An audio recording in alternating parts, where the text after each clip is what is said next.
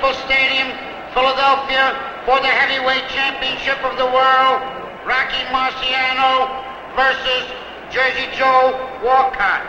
And from a neutral corner, your host, Rocky Marciano, the undefeated heavyweight champion of the world, recounting his greatest heavyweight fight of all time with the man who gave him his toughest fight, his in-person guest, Joe Walcott. Joe, I think people in general have got the wrong idea about fighters. After watching them fight, they must think to themselves, boy, I bet they dislike each other. They don't realize that you can get pretty friendly with a guy after it's over. Oh, that's for sure, Rock. I don't think they've ever been more wrong in their lives. You know, boxing is our profession, and the night of the fight, naturally, we look at each other and try to kill each other. But after the fight is over, we become human beings and just good American citizens. It's just like fighting a war together. When it's on, you give it everything you've got. But after it's over, and it was a clean, hard, game battle, you have to have admiration for the opponent. Joe, how's the family? Oh, just wonderful, Rock. You know, I've been called Grandpappy a long time, but now I'm officially a grandfather. I have 4 wonderful grandchildren. Everybody's fine. Oh, that's great. Is that boy of yours still thinking about boxing? Oh, yes, Rock. You know, you never get that out of your blood. He's boxing, but now he's boxing for the Lord. He's turned to be a minister instead of a prize fighter, so I'm very happy about that. You know, there's a lot of good needs to be done, and I feel as him being a minister, and he does too, he can do an awful lot of good for helping the young people to see the better things of life. Oh, that's wonderful. Well, Rock, after all the tough fights you had, now you became an actor. Yeah, Joe, it's a lot of fun, and it's much easier sitting here with you than meeting you in the ring with the gloves on. You telling me, Rock, you telling me.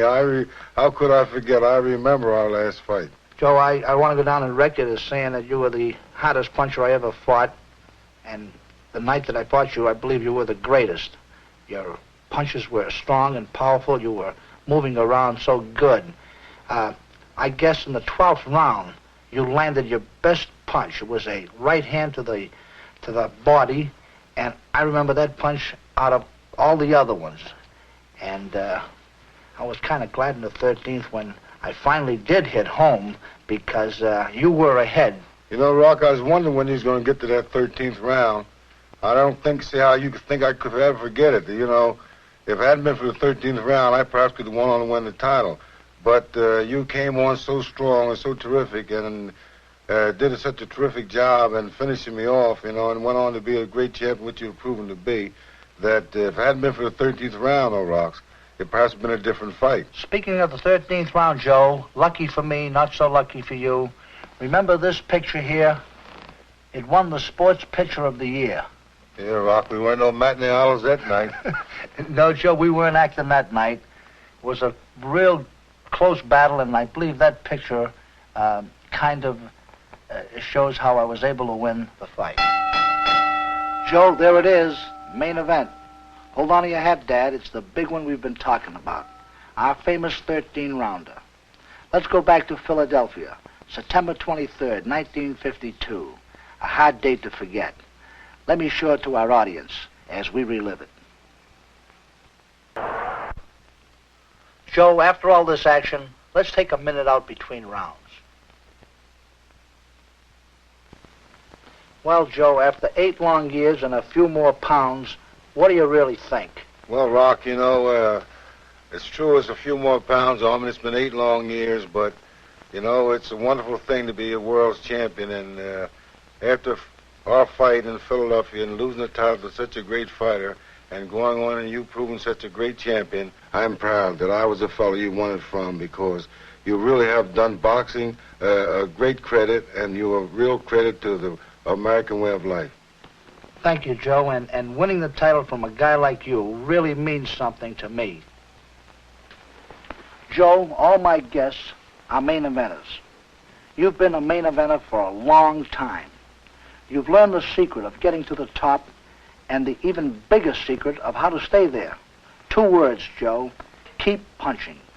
I've got a little reminder here for you and your many friends who may see it. A pair of golden gloves. My good luck charm. My way of saying, keep punching, Joe. I also want to thank you very much for coming on the show and being so good. Thank you, Ralph.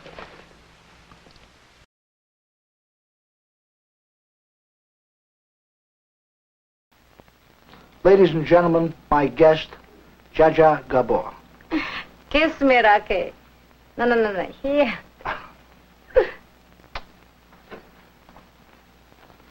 It's going to be an interesting show. I hope so. You mean, Rocky, you were never knocked out? No. That's terrific. This is the type of man I would like to meet. Nobody ever knocked you out. There's not a stronger man on the world than you. Well, I don't know about stronger, but I never did get knocked out. That's fantastic.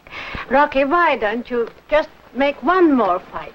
Oh, but it would be wonderful, you know. I could really manage you. Really, I could. Yeah, but it's a lot of work. Let me see your hand. Oh, is that broken here? Yes, uh-huh. You broke it on somebody's head? No, on somebody's chin. Jeepers, so what happened to somebody's chin? He was knocked out. How long would it take you to get back in shape again? About 7, 8 months. Well, that's not so much. Well... Doesn't give you much work. Well, but Zsa Zsa, I asked a couple of fellas that said they knew you, and they told me that you knew absolutely nothing about boxing. How come all this knowledge? Last night I met a man, and he said that with boxing you can make a fortune. If I would make you, if I would talk you into fight again, we could all make $1 million on it. Yeah, but Rocky, why don't you do it, really? Down, girl. All right, Rocky. I know, Zsa Zsa, you might be able to help me.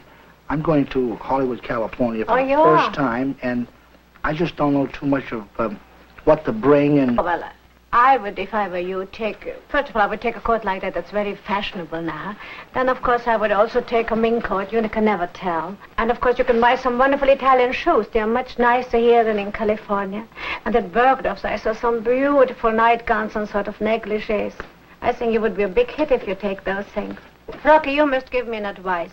I'm going with Bob Hope to a naval base to entertain the soldiers. What shall I take along? Plenty of bodyguards. I do? Well, that's exciting. I like that. Zsa Zsa, are you really interested in boxing a little bit? I am very much interested in boxing lately, you see, because I was once killed by George Sanders, and I didn't know how to box him back. George Sanders? Yes. Big guy. Yes, it was very unfair of him. He nearly killed me. He did? Mm-hmm. I kicked him a little bit, though, too.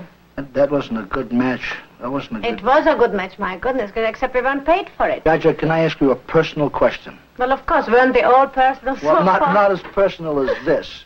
Tell me, of all your husbands, who was the best fighter? Now, let me see. Well, you know, the first was a Turk. And he was a very distinguished gentleman. He beat the hell out of me once, but I was so young that he didn't count.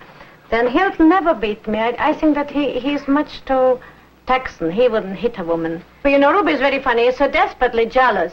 I once drove him down to Westwood Village, that is next to Bel Air, where I live in Beverly Hills.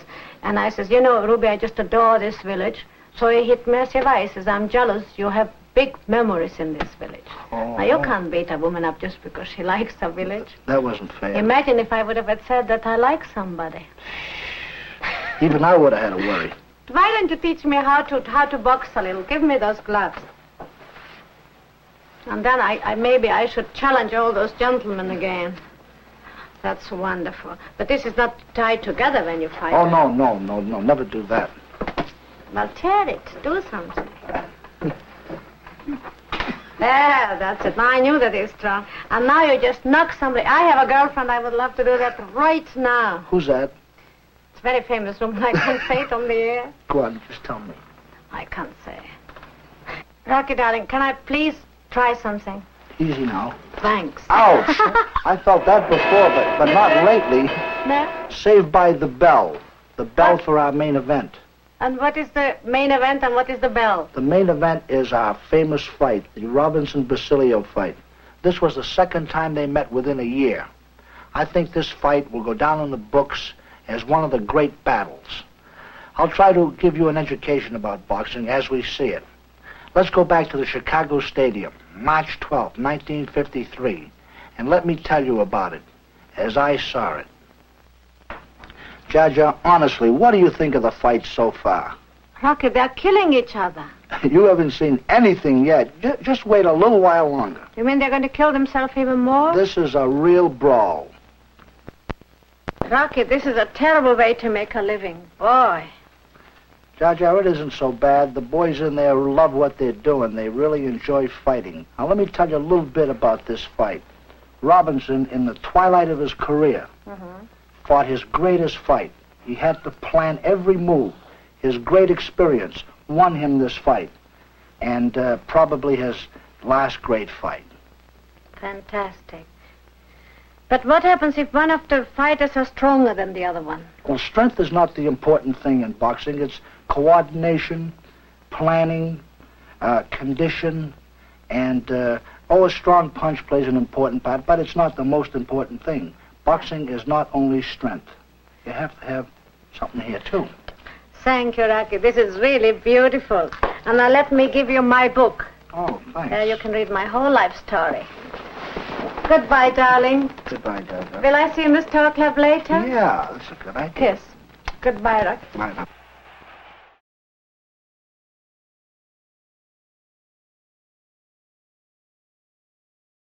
My guest, a most unusual man. Writer, actor, director, comedian, composer, conductor, producer, and dancer. All this, Jackie Gleason. You're not going to say anything about my parachute jumping? I didn't know about that. Well, watch that, Rock. Jack, we've got a lot of talking to do. Here's an interesting story about you and a guy I know. It happened at a little bar in Jersey a long time ago. I have made a few mistakes in my life, and that was one of the big ones. I was working at a joint called the Miami Club in Newark. And it was a real tough joint. As a matter of fact, they called it the Bucket of Blood. And one night, I was doing the show, and there was a little fat, bald-headed guy at the ringside. And every time I came out to introduce an act or tell a joke, he would say something derisive, you know, nasty. And I was heisting a few at the time. And I said to the owner of the joint, I said, that guy is driving me nuts. I said, now, if he doesn't stop, I'm going to take care of him. So I came out and another time, and he began to heckle. And I said, ladies and gentlemen, will you excuse me for a moment? I would like to invite this gentleman to step out on Clinton Avenue, and I'd like to take good care of him, and then we can do the show without any interruptions. And I never saw anybody get up as fast as this guy did. Now we get out on Clinton Avenue. I said, now you're going, and that's the last I remember. The next thing that I recall, I was on the floor of the cellar next to the furnace. A doctor was there, the owner of the joint, and they had brought me through, too, and I said to him, who was that guy? He says, that was Tony Galento. I said, did you know it was Tony Galento? He said, sure. I said, well, why didn't you tell me? He said, well, you're a wise guy. You know, I thought I'd let you go up against him. But that was really a big mistake. Did you ever fight him? No, Jackie, but you picked on the roughest, toughest street fighter in the fight game. Yeah, but you know a funny thing about fighters, Rock? With the exception of Galento, I think fighters are the most gentle people I've ever met. Now, when I went up to train with you in Massachusetts, I had never met a gentler man. And Sugar Ray, I think, is a very gentle guy. In this same place, the Miami Club in Newark, I worked with Mickey Walker. He worked in the club. He had an act. Never met a more gentle fellow. I met Jack Johnson, who was working in Newark at the time, at another club, a very gentle man. I think that the reason that is that if a fighter has a beef or has any steam that he wants to get off, he waits till he's in the ring and paid for it. That's right. They're all gentlemen. Jack, in preparing for a fight, we usually watch the movies of the opponent that we're going to face and watch his style of fighting many, many times to get sort of like an idea of what to do to our opponent. We get his good points, his faults, what he does under pressure, things to watch out for, best punches to use. Now, it helps us an awful lot. Your characters, the way you do your characters, you do them so perfect. A long time ago, I had found that one character can't do all types of comedy because if he tries to, he begins to press, and also it's not sympathetic with the way he performs. So I thought that the best way to enter all fields of particular kinds of comedy was to have a character that did a particular kind of comedy. For instance, Reggie Van Gleason is the loud, boisterous, hokey comedian. And the poor soul is the one that handles the nice and kind and generous kind of comedy. And Charlie Bratton, the loudmouth, is the epitome of the man who's insecure and takes it out on the little guy, Clem Finch. And of course, the Honeymooners is the guy that's struggling to make a living and keep a family together and be a hero in his wife's eyes. And of course, he has that beautiful neighbor, Art Carney, who I think belongs with all of the great champions. Yeah. Carney is a champ. He's just beautiful. There's the bell for the main event and a great bout, the Maselli-Bratton fight. Fight with Maselli and Bratton, it was a real great fight. I want to tell you about that Maselli. The first time I ever saw him in the gym, he was so good, he was so great, that all the old fight veterans just stopped and watched this young welterweight work out. He was the best-looking prospect they had seen in many a year. Is he still fighting? He's still fighting 15 years now. He's had a good career. He's had the best fights were 6 and 7 years ago, and I just wish that he wouldn't continue to fight because he was so good, and he's not looking too good these days. So has Bratton's retired? Bratton had to stop fighting, and here's a fellow that had a great career, a short one. But he did go on to win the NBA title and was really dangerous, feared while he was in there. I think he fought a little past his time, too. Well, I guess, all fighters have a tough time quitting. I know that you're itchy. Yes, it is a tough thing to quit, believe me. Thank you very much, Rocky. I appreciate this, and I'll cherish it. I'd also like to say that it's always a pleasure to be on a program or associated with a champion. And in my mind, you're one of the greatest champions of all times. So this has been one of the most pleasurable occasions of all times for me. Thank you, Jack. Thank you, Rocky.